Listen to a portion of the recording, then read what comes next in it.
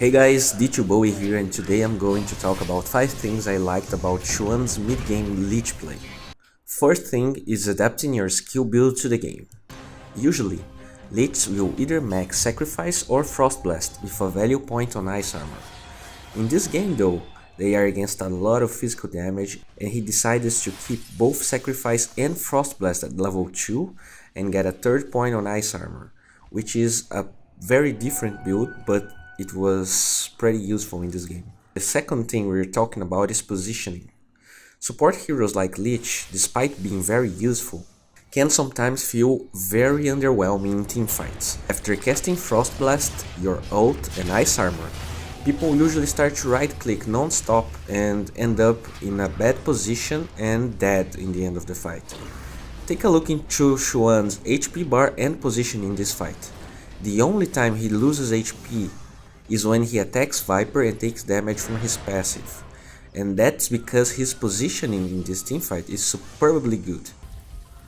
In this other clip, you can see that he is already predicting when Slardar is going to initiate, and he moves towards Roshan to avoid that. The third thing we're talking about is quick buy. You don't always want to buy everything before you die to a gank or as soon as you get the money for it. But in the mid game, in most cases it's okay to do that, especially when you still have your tier 2s up and there's no risk of losing barracks. Notice that he had already bought his 4-step recipe. But it's not uncommon for support players, when they have time to chill and farm, to just lose focus on the game and die without buying out. And usually that happens when the person doesn't have quick buy enabled. We're going to talk about dewarding on the right time. A support dying while trying to deward the map is something pretty common in Dota. There are ways though to avoid dying too much when you want to clear your part of the map. And one of them is abusing rotations from the enemy team to be almost 100% sure that you're safe when you're dewarding your part of the map. In this clip, Dire's pushing tier 3s and Radiant just took the tier 2 mid, and they want to react to Dire's aggression. Conveniently, Lich gets the money for his gem as soon as everyone goes back to defend, and that makes everything better for him.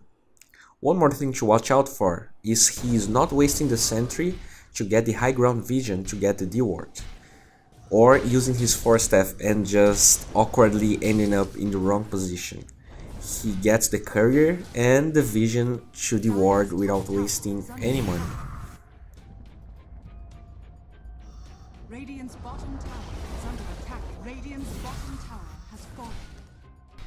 And the last thing we're talking about is using your spells in the right time. In this case, Chain Frost. Sometimes a good Lich ult is very hard to find, and makes you wonder whether you should have just used it for 1 or 2 bounces, or if it's better to keep it. Until level 11, the cooldown is pretty prohibitive, but even after it, it's okay to save it for the right time. With good positioning, Chuan gets awesome Chain Frosts in the end of fights, when people are less aware of it. Don't be afraid to use it to conceal TPs or to get the last hit on a hard kill, but refrain yourself to just using it randomly on teamfights just because it's off cooldown.